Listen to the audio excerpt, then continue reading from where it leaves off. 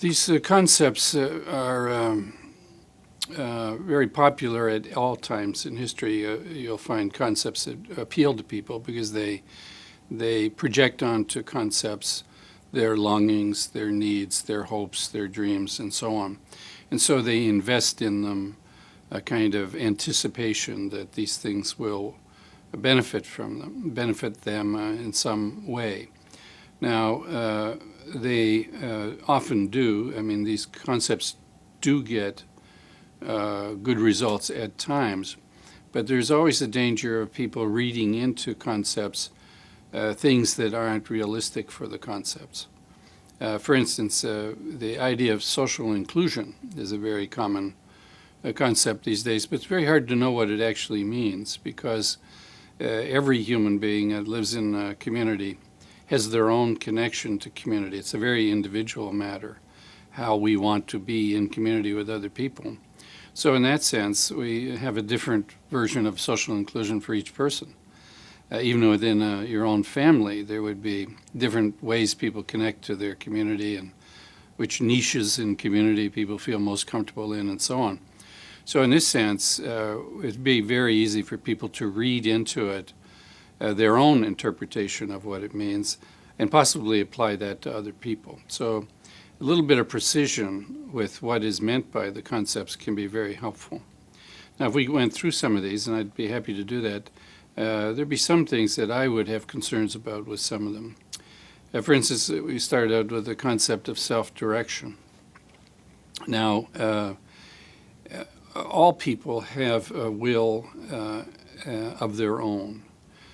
So in this sense, that ability to kind of speak for yourself and to have your own priorities, your own wishes and your own inclinations and so on, is intrinsic to all people. Now, it doesn't mean that all people are able to mobilize that or express it or to have it supported.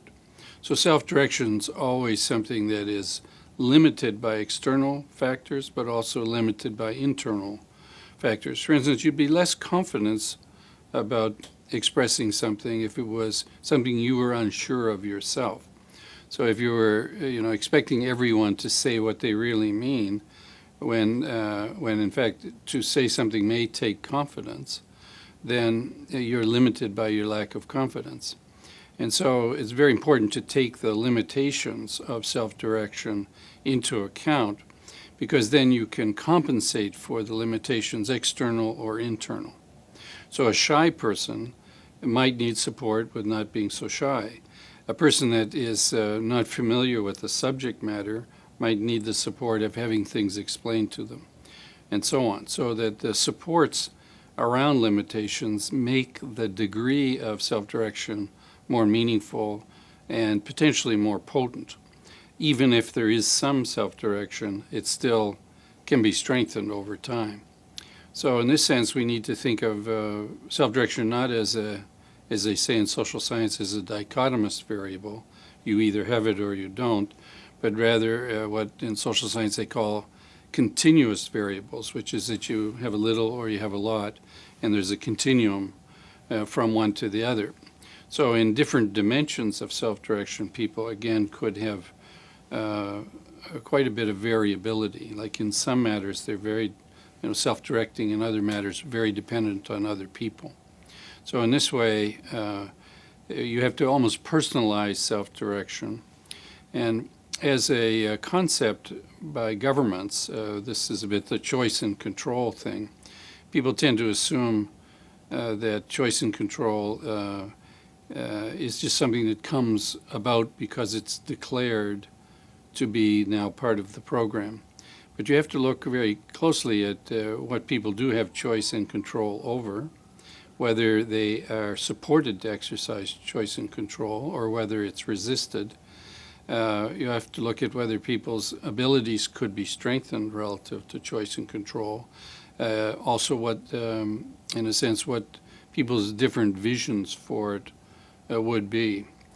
For instance, in many services, their official policy is always support choice and control, except for the things we don't.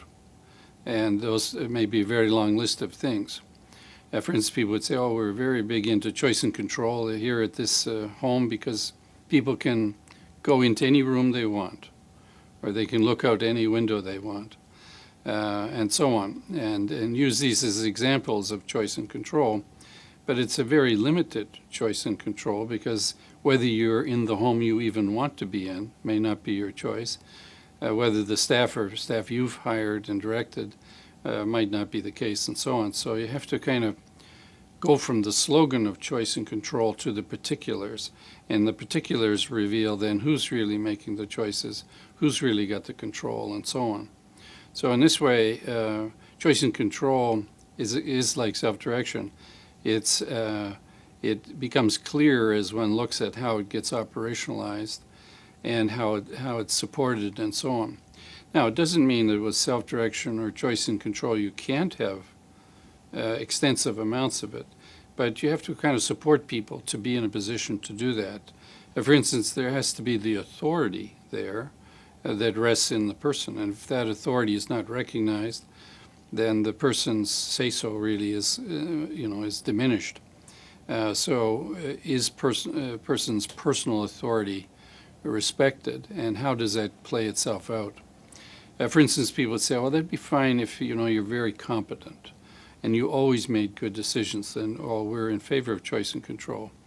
But many people would have considerable difficulty with choice and control, not because of their intellectual level or abilities, but rather simply their familiarity with decision-making, responsibility, even knowing what they might want or prefer. So in this way, choice and control actually applies to all people as a legitimate issue in their life. For instance, many people don't care about a lot of things, actually, so they could care less about choice and control. But when it comes to something that matters to them, then suddenly choice and control becomes a very big deal. But it isn't the only thing you need in life. It competes with other things in life besides choice and control. And so you have to, in a sense, recognize there are trade-offs that people make in their life between that and all the other needs they need. For instance, they might like someone as a friend, but the friend's very bossy.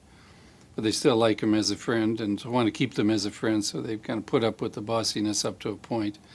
So they think that's a reasonable trade-off. So in this way, self-direction, choice and control has to be reconciled with other realities, necessities, needs, and it's always a kind of balancing act. For instance, it's possible to have say-so about many decisions, but the more decisions you have say-so about, the more you have to do. And a lot of families, for instance, don't want that. They have enough to do, thank you, and they would prefer simply choice and control on the big issues that are of great importance to them. So in a sense, they'd be happier with shedding a lot of choice and control, because it's just nuisance choice and control, and what they're looking for is choice and control over the things that matter to them. As you would expect, with all of us, it comes down to our priorities and our capacities even. And sometimes it's really good just to let other people just take charge of some things that you don't want to bother with. So just having a bit of laziness someday can mean, I don't want quite so much control. I know myself, there are days I just don't want to make another decision. When people ask me, what would you like to do? Well, I don't care, just whatever, just go for it, I'm sure it'll be fine, because I'm just not into yet another decision. Person-centeredness. Because, first of all, the idea of person is at the heart of person-centeredness, but personhood is partly what is known about a person is who they are. But then there's all that is unknown about a person. That's also who they are. In other words, not all of who we are is revealed either to others or to ourselves. So in this sense, there's an element of who we are that is mysterious even to ourselves. So in this sense, one discovers one's personhood, one explores it, and one evolves it. So it's not a stable kind of thing. You're a different person because you're in different life circumstances often. And you make different choices in life. So the idea of personhood ought to be seen as a more of a evolutional kind of question. So we aren't sort of either a person or we're not the person we want to be all the time. We are in the process of discovering that. So in this sense, there is a certain idea of personhood that people have, that it's all known, it's all sorted, it's all settled. But really, you'd find people, in their 70s that still don't know what they're going to be when they grow up. And they'll say that to you because every day they've just, they've done things in life they never thought they'd do. So, and if you'd ask them when they're 40 what they're going to be doing at 70, they wouldn't have an idea at all about that because they sort of make it up as they go along. So in this sense, personhood is a kind of process in a way. And of course, it's deeply shaped by the world we're in, the communities we're in, the kind of people we're with, and who we think we could be under those circumstances. So many people, when those circumstances change, discover they aren't who they thought they were. There's a whole nother side to them, or sides or whatever. And that kind of revelation can come at any point, because there's both the potentials of people that are already revealed, but then there's the hidden potentials that might yet be revealed. And in this way, personhood is a kind of journey. But like all journeys, there's misfortunes, there's setbacks, there's adversity, there's failings. So in this sense, people can be their own worst enemy. So personhood is also a great responsibility with great demands upon a person. And it's quite possible to become a person you don't like and to work at cross purposes with yourself. So we can, as I said, be our own worst enemy, and we can defeat ourselves independent of what others might do with us. So if we appreciate all that kind of complexity about personhood, then what are we? We're in a process of helping people figure out what kind of person they want to be again and again and again, and to kind of almost reflect on life and make sense of life in some form or fashion. So in this sense, this involves a level of understanding that really is more at the level of values and priorities and emphases and things like that. And as those shift, so does the person, as they make those kind of choices. And of course, you can see people have done terrible choices in their life, paid a price for it, and so there's in this gift of freedom to be a person. There's also consequences for the person. So in this way, there's a danger in personhood. There's also great satisfactions in it at the same time. So in this way, many people's journeys in life, there are many chapters. And of course, people would say, well, at a certain time in my life, I was happier, for various reasons. And so the happy chapters, the not so happy chapters, all of those are quite possible in life and unknown to the person who's living them until they're, of course, in the midst of some of those choices. So the idea of how it's being used in human services is very superficial and quite trivial. Not that the people in human services are that, but there's a level at which the depth of personal fulfillment, the question of personal fulfillment, is trivialized by how easy people declare themselves to be person-centered and so on, because it presumes that people are somehow on board with the person and supportive of them. When you say, oh, I'm very person-centered, it means I'm sort of tuned into this person and I'm there for them and so on. But those qualities are also a variable. We're never really 100% there for anybody, and you can not be there in a matter of seconds. Just get distracted, So you might say, well, I'm very person-centered, but you're ignoring a person for good parts of the day because you're off doing something else. So while we can be present to people there are limits to that and constraints on it. So the capacity to honor a person, to respect them, to value them itself is a limitation that has to be taken into account. So even if you love someone deeply, you may not love them enough in the right ways. You may love them as you know to love them, but still, fall short in other ways. So the capacity to be there for other people ought not to be seen as there simply because you have a mission statement that says we're there for people and we value each person as a unique person. Those are goals. The goals are quite different from achievements. Achievements are what you did with the goals. And so we have to look at this rhetoric coming from human service as a challenge to us to live up to those goals as deeply as we can, but also to recognize we probably don't a lot of the time. And in fact, as I've said in my writings, it's quite possible to disappoint people one person at a time. You don't need to do it in groups. You can just disappoint them as you know them. So in that way, letting people down is possible. So why do we act like we don't do it? And so in that sense, we both give, but we also take from people. And, our relationship may not be as honorable as it should be. And how does one think about that? Well, one thinks about it in terms of, to a point we've done some things right, and to another point we've not done very much. And the greater the honesty with recognizing things like that, the more likely that you can sort of manage the limitations and shortcomings of all of us. Well, individualized funding has been around actually for decades. Many people don't recognize it because it isn't always called individualized funding. But even if you go back to things like baby bonuses and family allowances, these were directed to individual families, individual persons, various forms of welfare have been directed to individuals. So we've been using individual funding variations for some time. What they do for people depends on the conditions of the individual funding.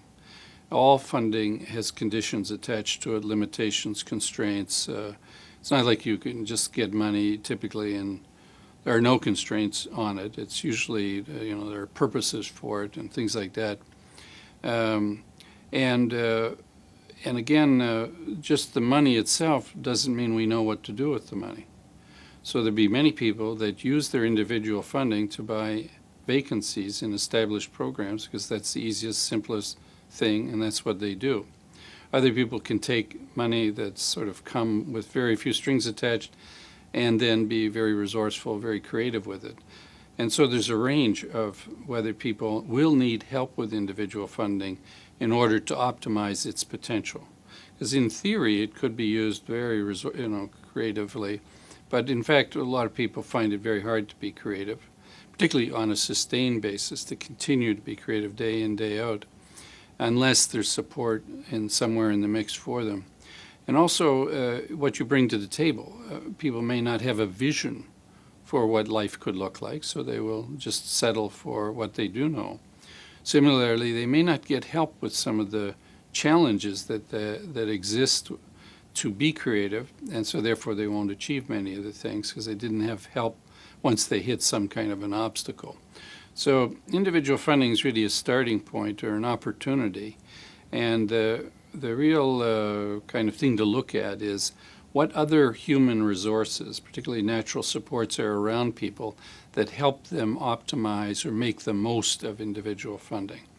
And since many people don't have a lot around them, then they'll do things that are good with it.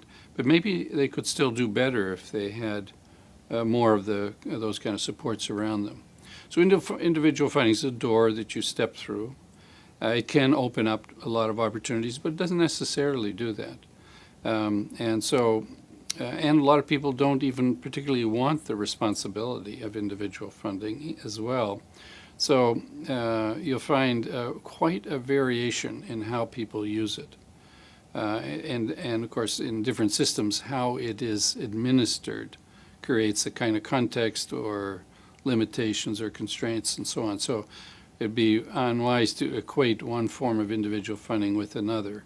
They do overlap, there's similarities and so on, but there's also distinctiveness. Almost to see individual funding as a package. And we know what the money is, but what about the other things? The administrative system, the supports that are in place, the way in which you partner with others with individual funding. All those questions might have a bearing on the outcomes.